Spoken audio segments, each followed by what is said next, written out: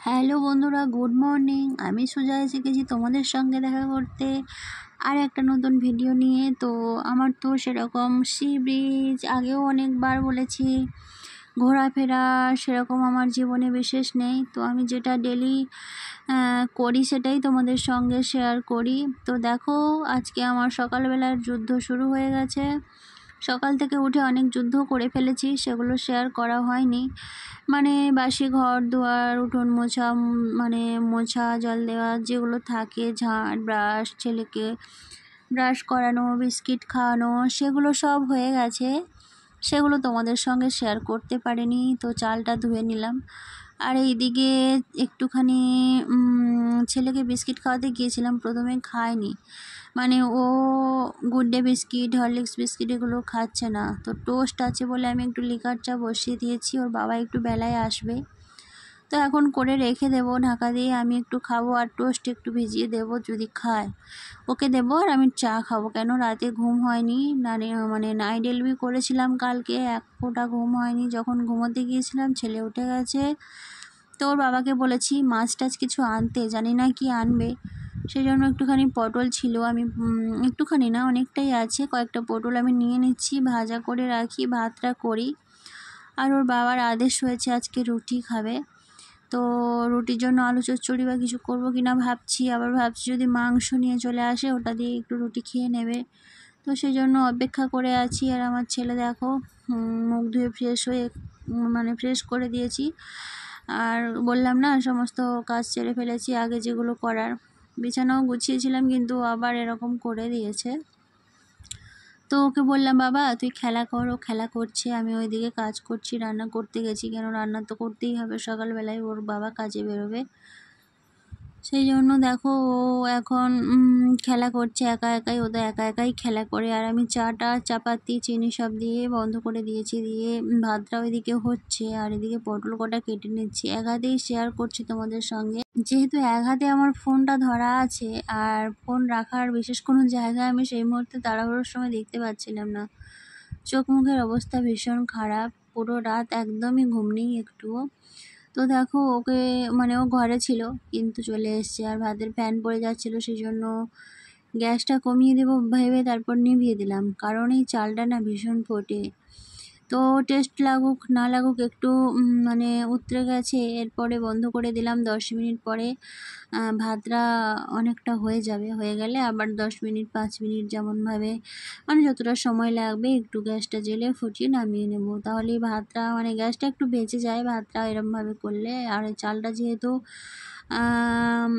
সরু চাল বিশেষ, বা সরু চাল আর মোটা চালের মাঝামাঝি, কিন্তু প্রচণ্ড না অনেক সময় নেয়।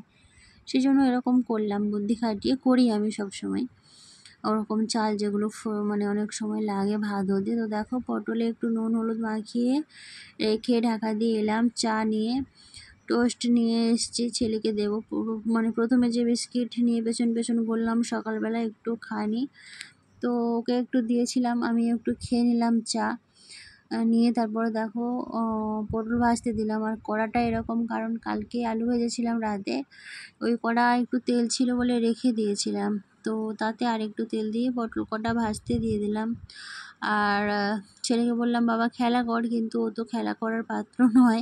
মানে খেলা করবে, কিন্তু আমার একদম ধারে কাছে না থেকে তো খেলা করা ওর জন্য সম্ভব নয়, এটা হলো ব্যাপার।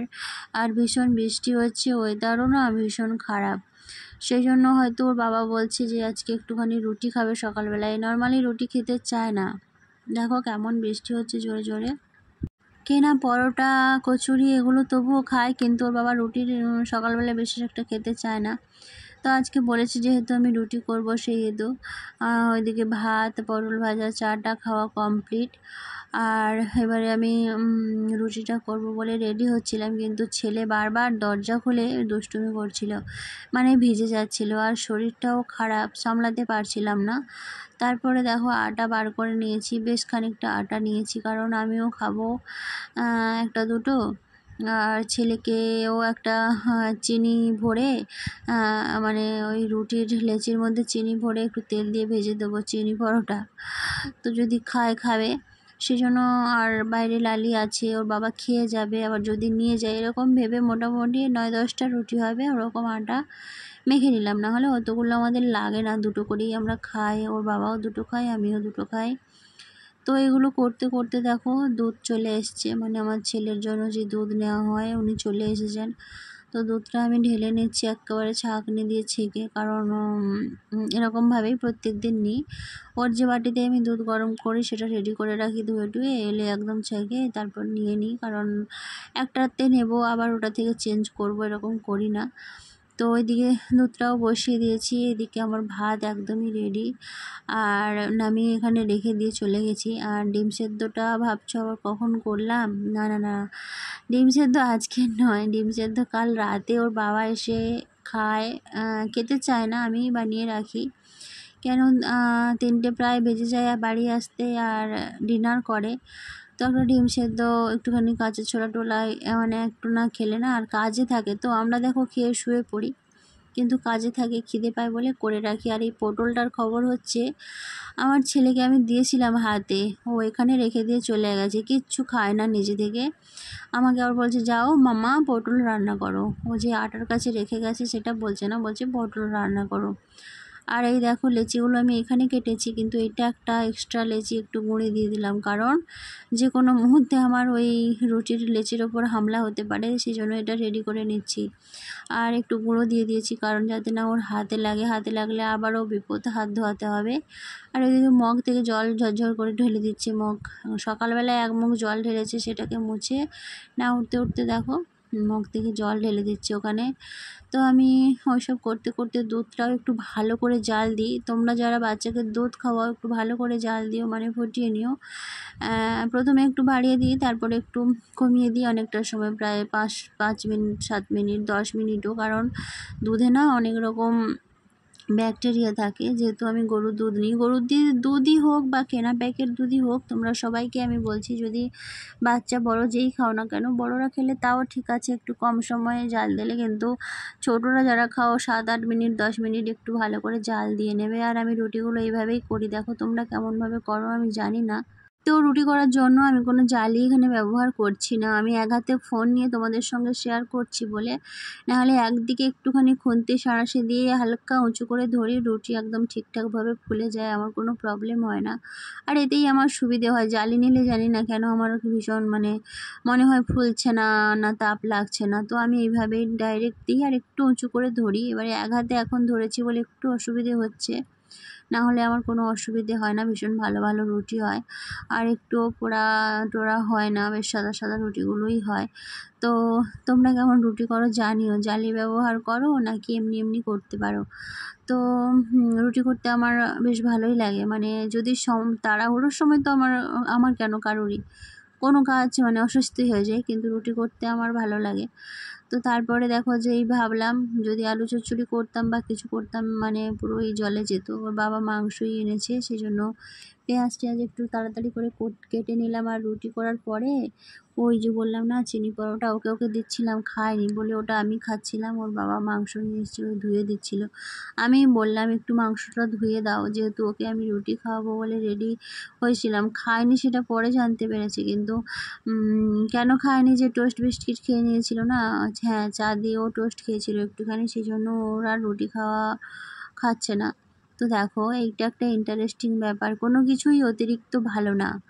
আমি একটু আদা রসুন বেটে ফ্রিজের মধ্যে রেখেছিলাম, ধোঁয়া উঠছে, মানে গরমে প্রচণ্ড গরম হলে ধোঁয়া ওঠে রান্না করার সময়, আর ওটা প্রচণ্ড ঠান্ডা, সেই জন্য ধোঁয়া উঠছে, সত্যিই তাই, কোনো কিছু অতিরিক্ত ভালো নয়, সে যে কোনো জিনিসই হোক না কেন, প্রত্যেক জিনিসের একটা সীমা থাকে, লিমিটেড সীমা, প্রত্যেক জিনিসই সীমার মধ্যে সীমাবদ্ধ থাকা উচিত, যার যতটা সেরকমই। তো ওটা থেকেও ধোঁয়া উঠছে, ব্যাপারটা ভীষণই ইন্টারেস্টিং। আর রান্না করলে ছেলে তো এভাবে দাঁড়িয়ে থাকবেই, চেয়ারে দাঁড়িয়ে আছে। তো আমাদের রান্না বান্না খাওয়া দাওয়া মোটামুটি হয়েছে, মানে সকালের, ওর বাবা খেয়ে চলে গেছে, এটা আমার ছেলের রান্না, ওইগুলো আর শেয়ার করতে পারিনি, ভীষণ তাড়াহুড়োর মধ্যে পড়েছিলাম বলে। তো তারপরে দেখো ওর বাবা যাওয়ার পরে আমার ঘরের অবস্থাটা ঠিক এরকম, ছেলেটা ওখানে শুয়ে আছে, দেখাচ্ছি না কারণ ও কিছু পরে নেই। তারপরে দেখো একটা গ্যাস সিলিন্ডার রাখা আছে, ওর ওপরে একটা পিঁড়ে দিয়ে এইভাবে বসে গেছে, এত দুষ্টু। আবার বলছে ভীষণ ভয় করছে, আমার কিন্তু সত্যিই ভয় করছে, আমার খুব ভয় করছে মামা। আর ওখানে বসে বসে ছিপ ফেলছে, ছিপ দিয়ে মাছ ধরছে সিলিন্ডারের ওপর বসে। এই হলো ওর বিদ্যে।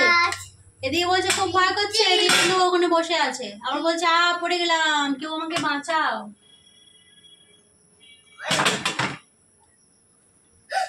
ওর বাবা চলে গেছে, এবার শুরু হয়ে গেছে, মানে ওর বাবা তো এসেছিল ঘন্টাখানেকও ছিল না, তারপরে ফিরে বেরিয়ে গেছে, আর ওর শুরু হয়েছে এইসব।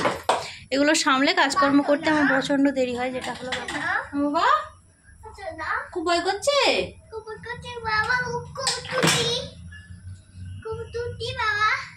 খুব সত্যি, খুব সত্যি ওর খুব ভয় করছে ওখানে, কিন্তু ওখানেই বসে থাকে। এখানে ভয় করছে তো উঠোছো কেন? নেমে যাও। নেমে যাবে না? ওর নিশ্চয়ই কিছু করেনি বলে আমি দেখাতে পারছি না, এরকম বিদ্যে। কাজকর্ম মোটামুটি সেরে ফেলেছি, স্নান পুজো সব হয়ে গেছে। এবারে ছেলে আর ঘরে থাকছে না, পুকুরে নাকি মাছ দেখতে যাবে। তো সে যেহেতু রাস্তার দিকে যাবো, সেহেতু ভাবলাম একটু জলের বোতল নিয়ে যাই।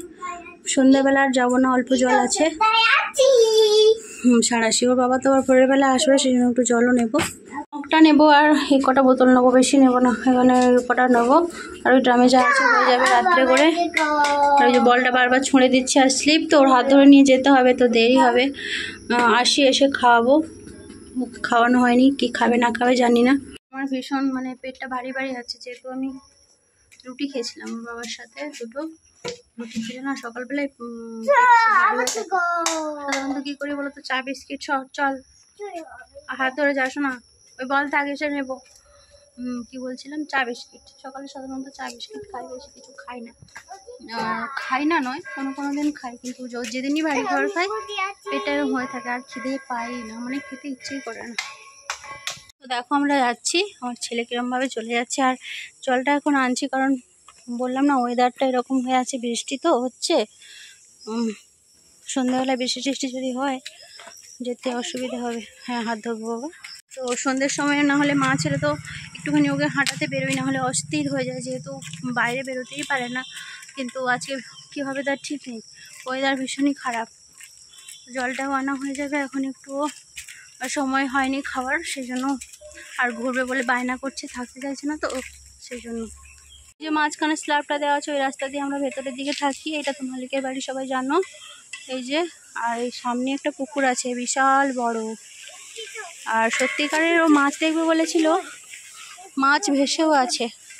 ও তো খুব খুশি, ওই মাছ করে যাচ্ছে, কিন্তু ক্যামেরায় আসছে না, জলটা কালো কালো তো, আর তেলাপিয়া মাছগুলো একটু কালো কালো, তো ক্যামেরায় আসছে না। আর এই সামনে ছিল, ওগুলো চলে গেছে, যেই আমরা দাঁড়িয়েছি এসে ওরা চলে গেছে। আর পুকুরটা বিশাল বড়, দেখো অনেক বড় পুকুর,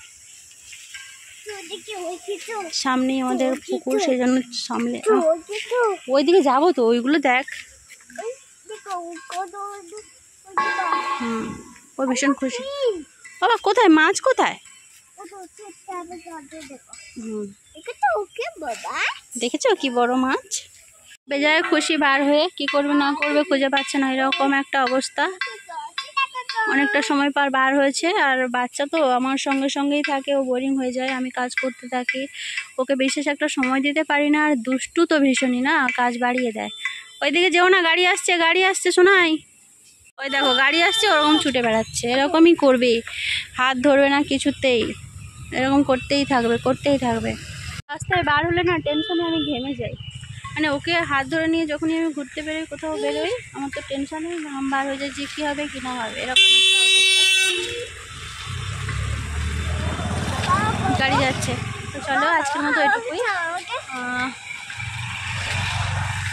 ততক্ষণ তোমরা ভালো থেকো, সুস্থ থেকো। আজকে নতুন একটা ভিডিও নিয়ে, যদি তুমি আমার পরিবারে প্রথম হয়ে থাকো, প্লিজ চ্যানেলটা সাবস্ক্রাইব করে পাশে থেকো, সাপোর্ট করো, এটুকুই বলবো।